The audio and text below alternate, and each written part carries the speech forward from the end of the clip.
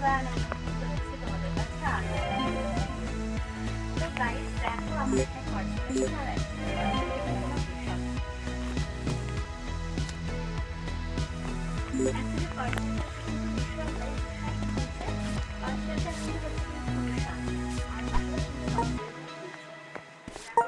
আর হ্যাঁ তোমরা একজন কমেন্ট করেছো যে দিশা তুমি করতে বলতাম তো প্রীতি রুষা